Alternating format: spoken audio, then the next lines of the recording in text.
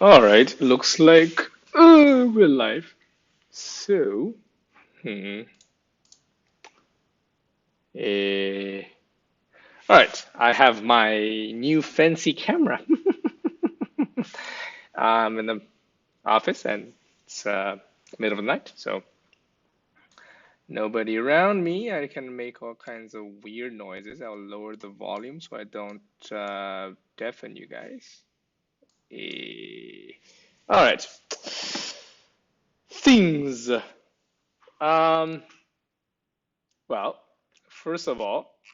I think one thing that I predicted fairly accurately is I think I said sometime last week that by the end of this week we'll have 10K in US.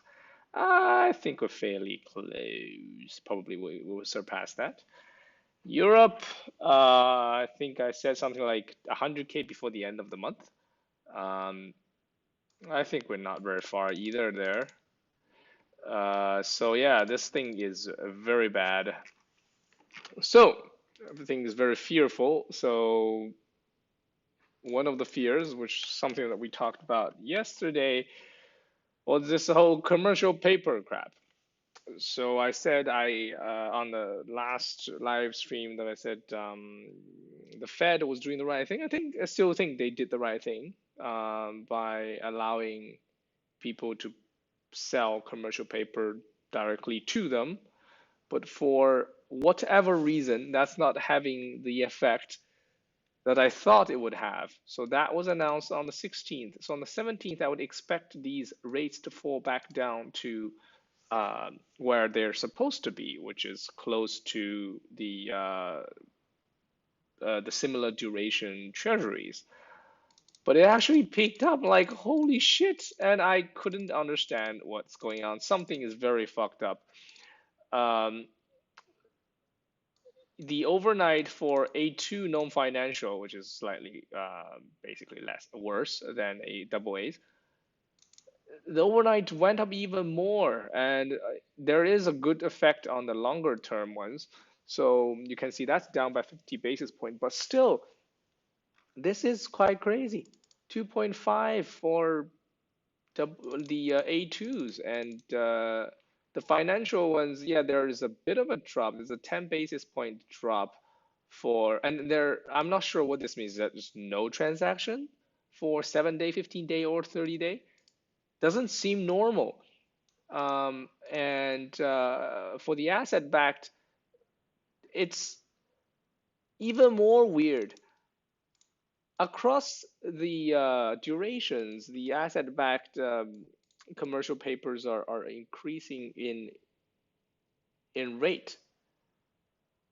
Nothing makes any sense. So yeah, so if you look at I think I screwed this one up. Anyways, we ignore this. This is 2008 level. I think we are just it's quite crazy. And then today I calculated that the drop is only slightly slower than 1929, the initial drop. Now I'm not talking about the second wave, which lasted until 33, but the one from October of 1929 until mid of November of 1929. The drop then was 42%. We are down 35 at the moment, so we're 7 points away. And yeah, and then the drop started on 22nd of February this year. So we still have what, 3 days more to go to catch up to the fastest drop ever in history. Right. Doom and gloom is not useful. Um, doom and gloom is useless. So let's think about what we can do in the future. Uh, oh, let me first address the comments. Yes, I'm back again. And US is 9 days. Yeah, I initially thought US would be like 14 days behind Italy, but apparently not. So apparently either the number is growing faster, like the actual case is growing faster, case count is growing faster, or there was a lot of under detection that they're now finally getting the kits out, and then they're actually detecting some cases that would have been detected previously. So either way, looks like US isn't that far behind. And the other things I was actually going to check was India, since I'm short India. Yeah, they're at daily 18% at the moment, 15%. So what is that, 25? I mean, the number is still very small, right? So it's subject to fluctuations. 15%, daily 15%. So that's doubling every 5 days. So yes, I'm short Hong Kong, not Hong Kong, India, and I just thought, what are the chances that they will have a a better control over the virus than the Western countries? I mean, their central government probably has less control over their population than many other governments. So I don't see how that can be the case. So I thought there'll be more fear coming in India. So I'm actually short India. I've been short that for like about a week maybe. I don't remember exactly when. Um, so things that are really good that I cannot afford previously. Well, what I intend to do over this crazy crash is buy extremely good businesses, businesses that are basically that can monopolize regions, right? So today we'll just think about financial things. Financial things, one is Singapore Exchange. Singapore Exchange used to be very important before Shanghai, and it was like the center of all the uh, like the uh, southeastern, southeastern, southeastern Asia, Southeast Asia. Uh, it still is, but they're not as important now. Valuation is very high, and they actually went up today, which is to my dismay. Valuation very high, 21 PE. Imagine if this thing goes on sale, right? But that's not dropping, so damn it. CME Group, this was recommended by a friend. What do they do? It's Chicago, basically Chicago. Chicago Futures Board with a bunch of metals and commodity trading. Um, they have very good financials. There's no chance of them going bankrupt unless we have some catastrophic event where they have counterparty risk. But I think that's unlikely. Plus, I think the government will bail them out in that case. Plus, I really don't see that happening that much. There was they I read somewhere that in one year, maybe it was 2008, there was one day they had trouble opening on time because there was a big position that they couldn't have closed. Like they were basically somebody was owning them a shit ton of money um, because of some derivative positions, and they didn't come up with the cash by the beginning of the next trading day, so they were or it was close to not being able to come up with the cash. So they had a bunch of issues opening, but eventually they opened on time. So even during the worst case in history, I think this is probably 2008.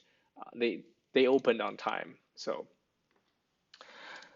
they've been dropping like crazy, but let's just look at some of their numbers, right? Ignore these revenue numbers because for this thing, there's no capital investment, so what the hell?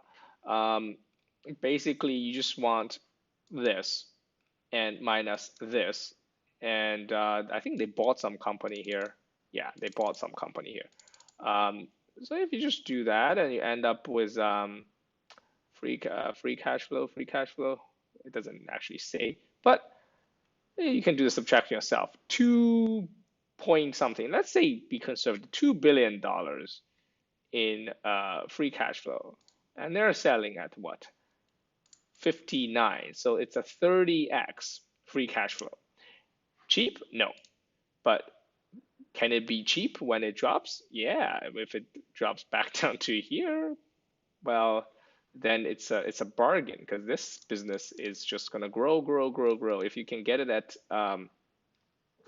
basically 15 times free cash flow with the growth this thing has, it's gonna be like a crazy compounder.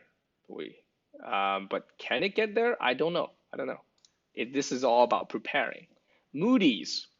A lot of people like it. For example, Monish Pabrai, Pabrai, or something. Uh, he's a very he's like a value investor. He has his own fund, has the same fee structure as Buffett, and he loves this stuff. And I do too.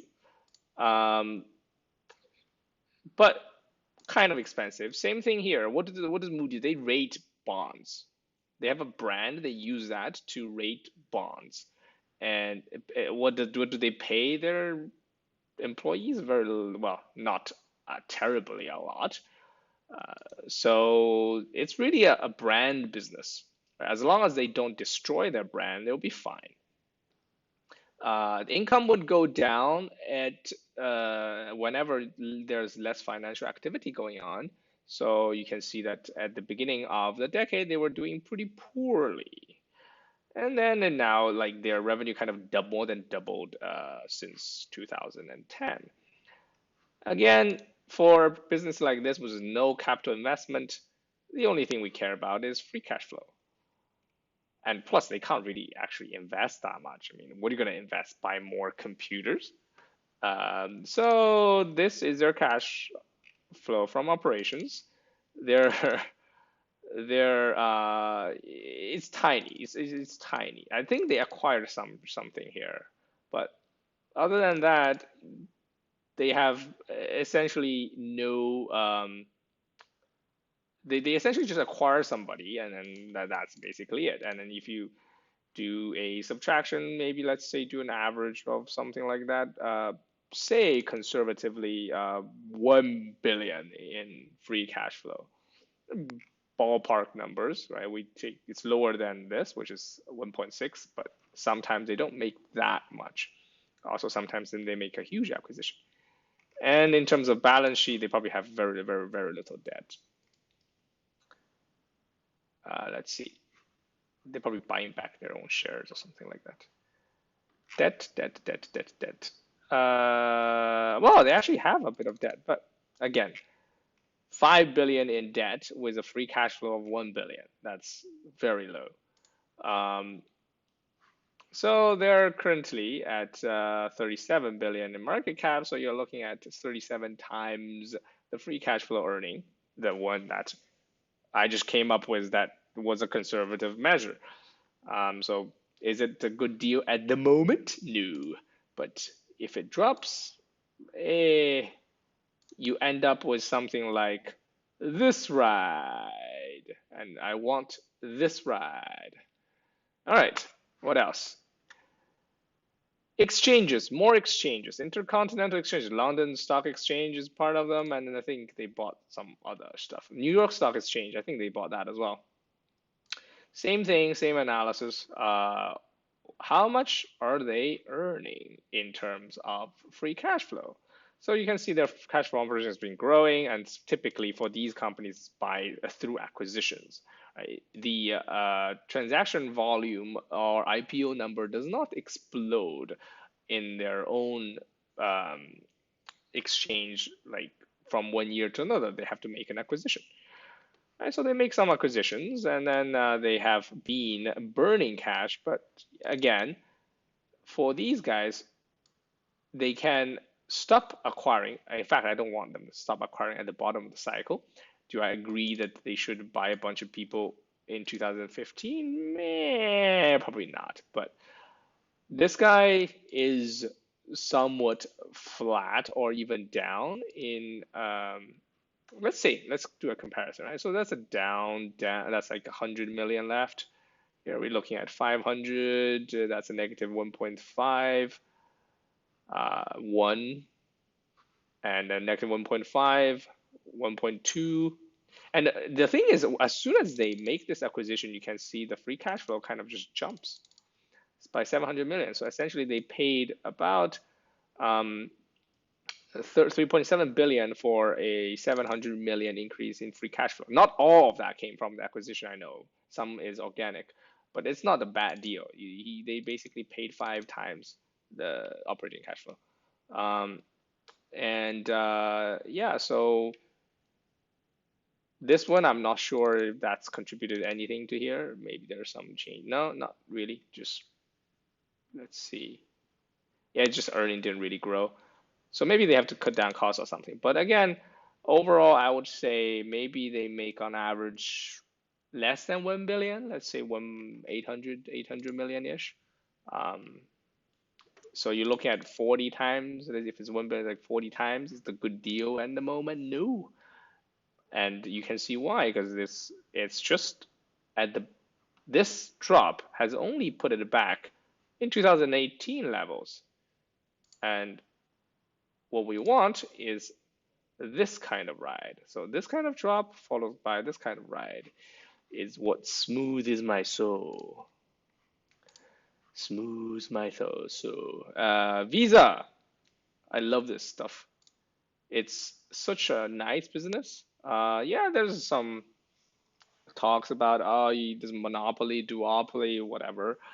Uh, and but the fact is, they just sit there and collect fees without putting any of their capital at risk. They but made a bunch of stupid investments, but it doesn't really matter because their main business is just there. They had like Visa checkout and all that stuff. But who the hell uses Visa checkout? I only used it because I can get a discount. So, but that's what they do. They sometimes make these stupid projects. Again, is it cheap? No, even at the moment, forward PE is 26, but if you look at cash flow basis, it's probably even more expensive. And with such a drop, as you can see, it's only gone back to 2008 level, 18 levels. So it's not yet a bargain despite all the drama. But if it does become a bargain, this is the kind of business that one should buy and keep forever. These are fantastic. Look at this for cash flow. Oh my God. Oh my God. I mean, they bought something. I don't know what they bought in 2016. Yeah, they typically just make some acquisitions, but it's been reasonably small, these acquisitions. Sometimes they bought some marketable securities as well. Oh, interesting.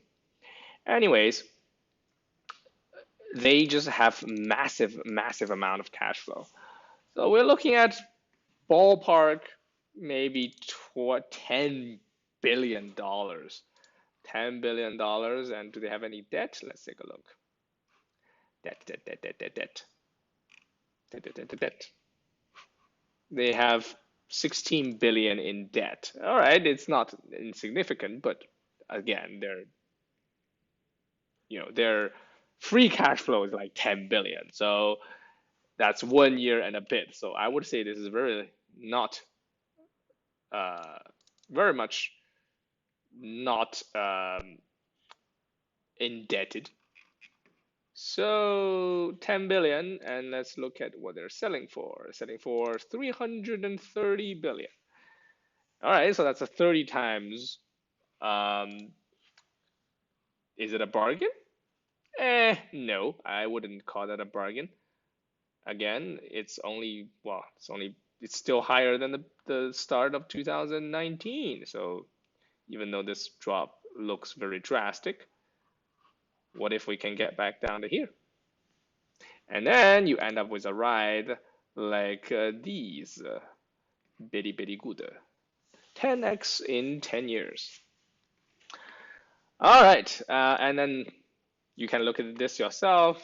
Same kind of analysis. This is a Hong Kong exchange. Two things. Well, one thing that goes like for them is that this China, what they call it, 沪港通, essentially like a connected trading thing. Now the Chinese can buy in Hong Kong exchange, and then the foreigners can buy through Hong Kong exchange some Chinese equities. So they will take a cut there. So that's where some of their fees coming from. But on the other hand, what used to go to them, which are the non-profitable company that have a potential, uh, they used to have to go either to Hong Kong or Singapore or even Japan or US to go public. Because in China, there was a rule that if you're not profitable for 3 years with a certain amount of revenue and profit, you are not allowed to go public. And a lot of companies, when they need the capital to grow, they are not making money on paper. So there was this stupid rule pushed a lot of great companies in China to be outside China. So very few Chinese could enjoy the growth of Alibaba or Tencent or Baidu or any of the large Chinese tech companies you can name. They went public while they were unprofitable, so the Chinese investors cannot participate. It's kind of stupid, but it is what it is. What's changed now is that there are uh, two new exchanges in China, not exchange markets. They call them two new stock markets, which have less stringent requirements for going public. Um, so a lot of those companies that used to go public in Hong Kong, because that's the closest place, and people there have more of an exposure to the Chinese economy. Like they kind of are more they kind of obtain understanding through osmosis, right? But these guys no longer need to go to Hong Kong for that, so they kind of just go public in China, and then that's less earnings for Hong Kong. Same kind of analysis. Look at the debt, look at the cash flow. Very little capital requirements for these things. Fantastic business. Okay, let's address the barrage of comments. I don't even know what you guys said. There's a lot of comments. What country do you think is the best value in stock market? Russia has a K-pop 5. Yeah, I have a bunch of Russian exposure, and Russia is a fairly dangerous place to invest, mainly because of geopolitical reasons. This probably could be one day that you get some kind of sanction and you can say bye bye to your shares. But I like Russia still. There are some weird businesses there that are just hard to find in other places. In Italy, we're going to have a peak in this weekend. I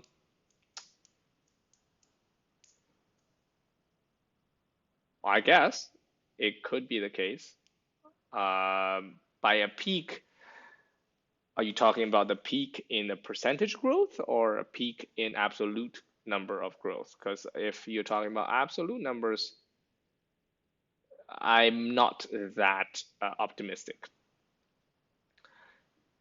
Ora, Señor Puente, which company is he talking about? Bunch. Oh yeah, I also like other companies, but this one is mostly just financial companies that I really like. How did you look at the Vedanta Limited? No, I haven't. Um,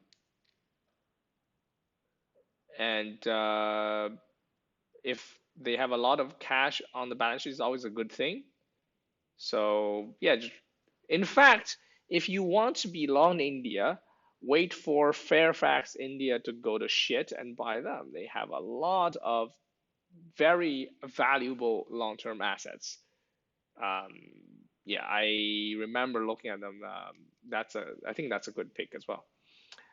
What's on your list now? Can you talk about Fiat?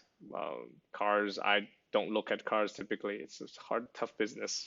A lot of debt and very low margins, and yeah, I don't know. No particular insights there. Can you check Unum? I'm not sure what this company does. Yes, you called it Visa. Visa is good. Das ist sehr gut. What does this thing do? Unum Group. Ma che cavolo!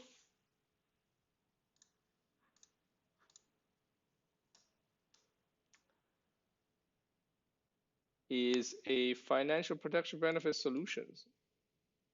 I don't know, that this sounds like a very difficult business. This is an insurance business. Don't have a particular insight onto these businesses. Very hard to understand. Swiss Re is looking attractive, down 50%. Today, someone on CNBC said that Boeing is probably going bust. Um, Boeing could be, but if you're afraid that Boeing's going bust, you could just buy Airbus and Boeing. People's got to buy their plane from somewhere. So if, but overall, this year's order cannot be good, right? There will be a bunch of uh, airlines probably going bankrupt. Um, I mean, just an anecdotal evidence. Myself, I'm a million miler with United. Uh, I've been 1K for the last 6 or 7 years, and this year I have flown United exactly once. So because of this, um, yeah, Boeing is a nightmare. Boeing is a nightmare. I vividly remember in 2000 and late 2017, I was in an investment meetup, and there was a guy said that he would not buy anything with was under $100 in price. I don't know where that comes from, why $100 is important, but he said that. And there was a discussion on Boeing. There was a lot of projections of all the good things that was going to come because of the growth in South East Asia with all the islands and people traveling, which I think is still going to happen. But Boeing back then was very, very expensive. It peaked at like 400 plus.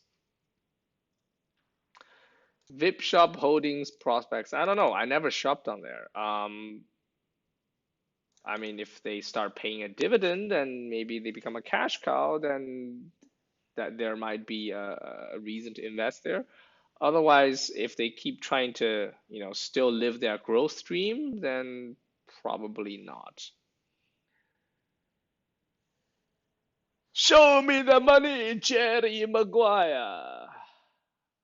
Uh, what about Meituan? They are not profitable.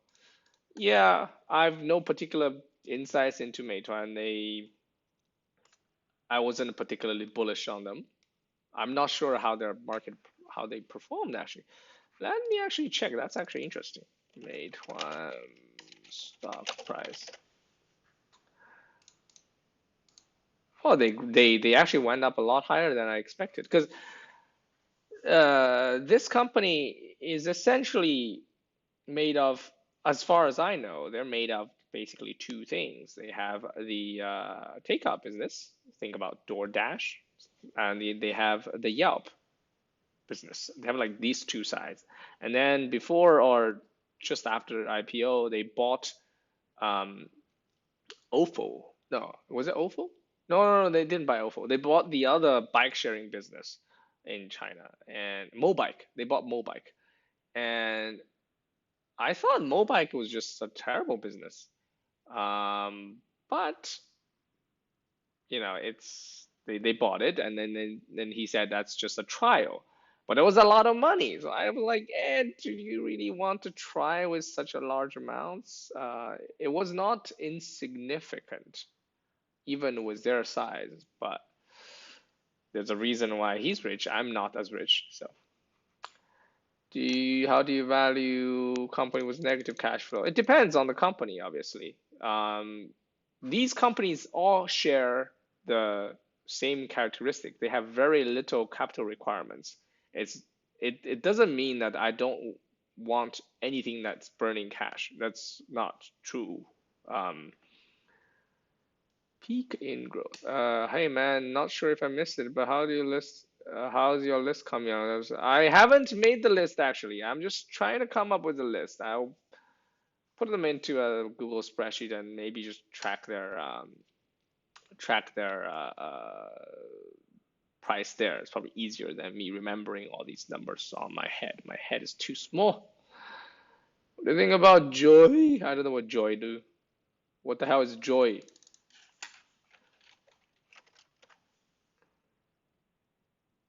Oh, why? Okay, okay. I think I know what that is.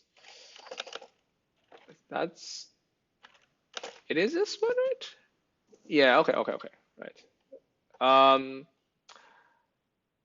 is it? I have no particular insights 'cause I don't use their service. I know people that do, and then they would. It's a bit like Twitch, and then they would give them random gifts. I can't understand why you want to pay people money. I really don't understand, but yeah, so I don't think I'm a good person to analyze this stuff. It's just hard. Which India companies are you current shorting? I'm shorting the entire India market. I'm short India. I'm short this. Short this via puts. Whoa! That's down 10% again today. Okay. I guess I make more money. Um, I'm sure this because a lot of things I said. You got the food price increasing, which puts a cap on central bank flooding people with money. Onion has been growing, and onion had a bad harvest as far as I know. There's a bunch of locusts that's done some damage, and more locusts are growing up in the Horn of Africa. It doesn't sound good to me at all. And economy is slowing down. Rupees go getting trashed. And yeah, the manufacturing actually contracted.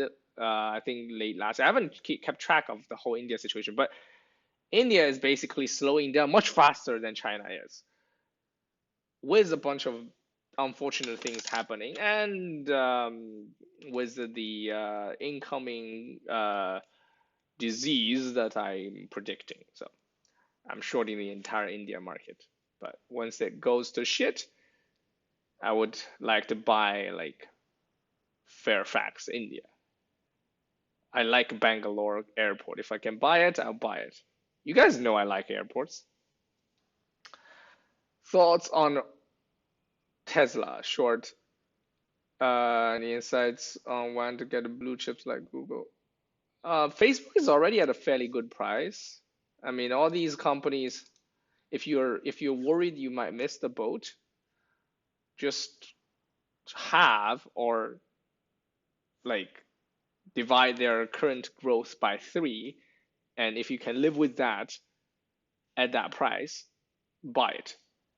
I think that would be a fairly reasonable way to think about it. So if they're growing at 20% per year, think if they grow at 6% per year. And if you're still okay with the valuation at 6% growth per year, then what the hell? They're not going down. Um, Especially like Google or Facebook. Microsoft, Apple, slightly more iffy because they rely on hardware and a little less recurring revenue. But even Microsoft is getting more recurring revenue nowadays. Thoughts on oil? Um, no thoughts other than there'll be a bunch of floating containers, i.e. ships. Ambev with 30 margin. Yes, Ambev looks good. I like Ambev, but it's still not. I bet Ambev is not cheap.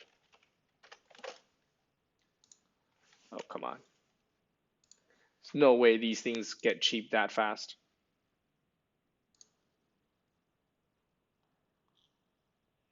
Earnings, show me the money. Operating income. Okay, so they're looking at 3 billion in earnings. What about cash flow? Cash flow is 3 billion.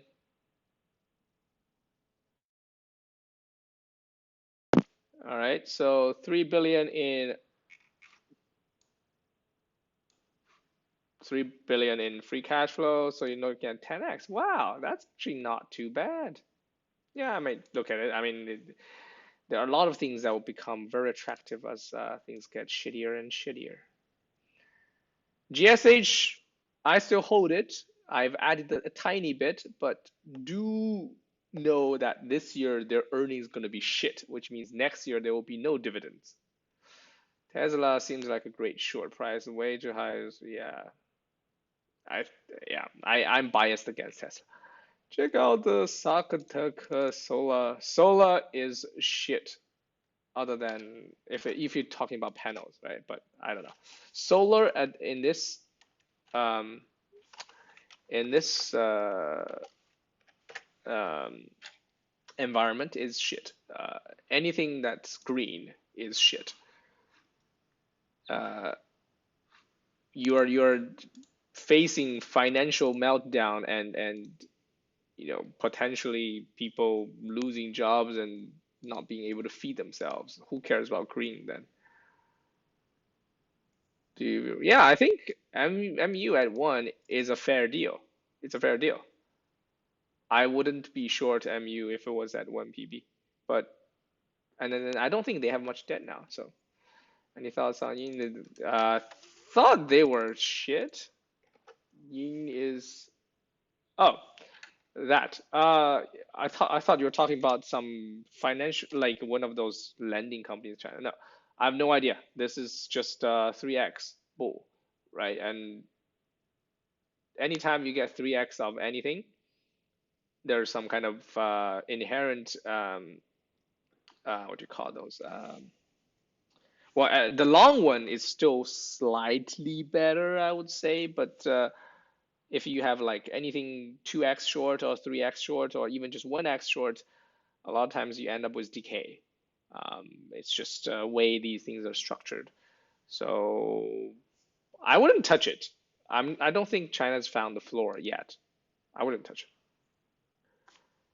Why seems to be performing well in pandemic? What do you think? Yeah, I think they will do better in a pandemic than if there wasn't one. But again, if this thing lasts too long, then people don't have the income to tip. I believe the Lakeland industry is overvalued. The creative potential because that will be used for fair price. I don't know. I've never heard of this company. Looking at the Chinese market, the stock have helped pretty well so far. Well, they had their drop, um, so it has kind of things have kind of returned to normal. I actually checked the number just this afternoon. The passenger number is down only 66% now, which is still quite a bit. Are you in your office? Yes, I'm in my office. Any thoughts on automobile like Toyota? Barely dropped. I don't know. I don't know why Toyota has barely dropped. Toyota is a well-run company, but I don't know why they haven't dropped. And is Hong Kong market that people are not familiar with? Um, well, a lot of companies in China people are not familiar with. The highways, the toll roads in China, most people are not aware of. You've got the some of these uh, what do you call these things? Appliance manufacturers, made Media Group and Degree. You probably never heard of it. And then you have some cash cows that makes drinks that you probably never heard of. So there's a bunch of them. And for Chinese pharmaceuticals, I guess people never. Oh yeah, I have a friend that works at Ziding. Damn it. How do you spell it?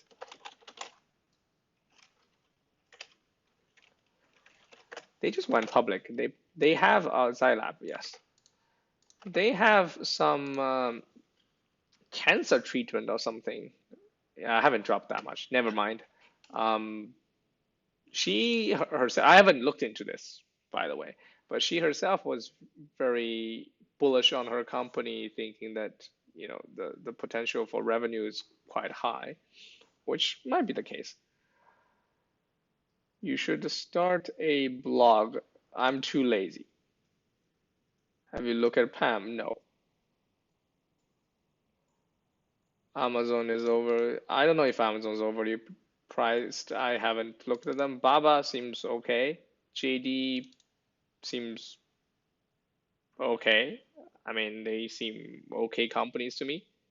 Um, Baidu is a shitty company, by the way. Baidu is associate. It's associate because I can't trust their search results. Then what's your point being a search engine? Accelero Martel. Oh, you bought a Carnival Corp? These things might go bankrupt, man. Jesus. You have balls of steel, Funky Yo-Yo. That's balls of steel. Balls of steel. Yes, it looks like you will break their neck and sorry, break their head and shit down their neck. They can go bankrupt. It will last much longer than you think. People don't directly go back to their leisurely ways after such a shock. And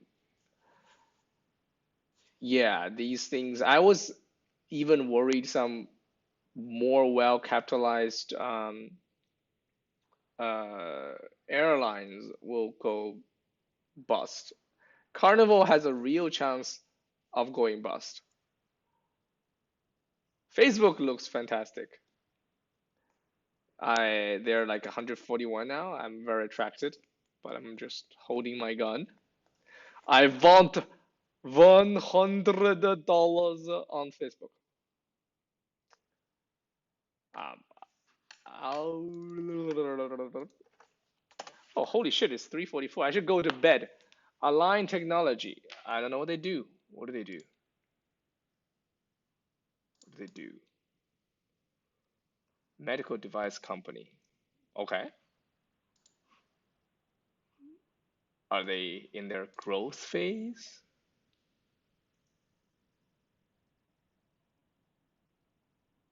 Huh. Oh, interesting. Okay. Look interesting, but you would have to always do a very deep check on these if you want to buy any of these things. What do you think of Tencent? I think it's an okay company.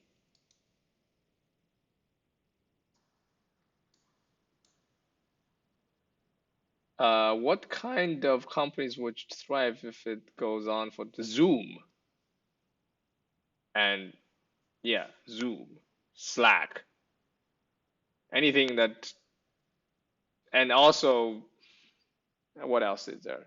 Um, I don't know. You can not a company, but the bankruptcy lawyer probably do pretty well for the next 2 years if that's the case. uh,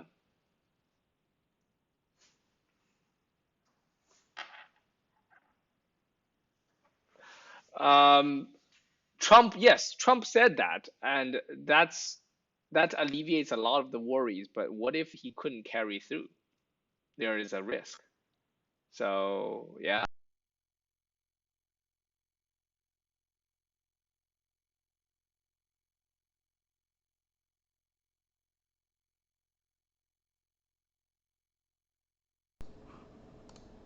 Okay, so I think my earphone just went out on battery, so that's a sign I should go home and sleep. And you probably hear like all these echo because there's nobody here. It's an empty hall. Um,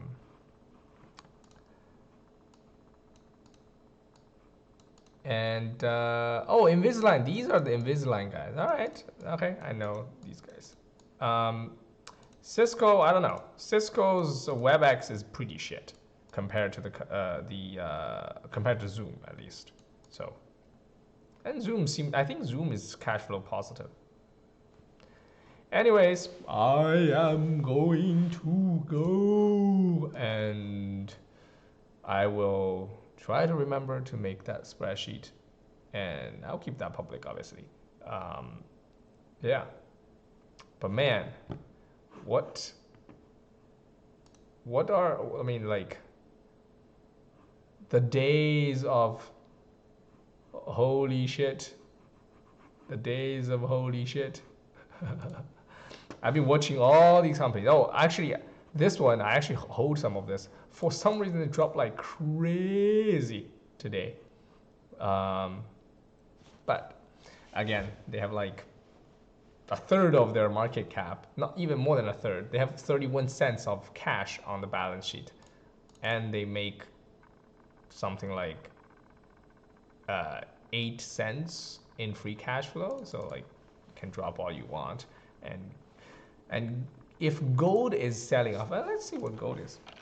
I know I said I need to go home, but holy shit, gold is selling off as well. Okay, so that is very 2008 like. You can check that. In 2008, when things went really shit, gold goes down as well. Then they have this wild swings back up. My God. Oh my God, the exciting times. Exciting times. Bye bye.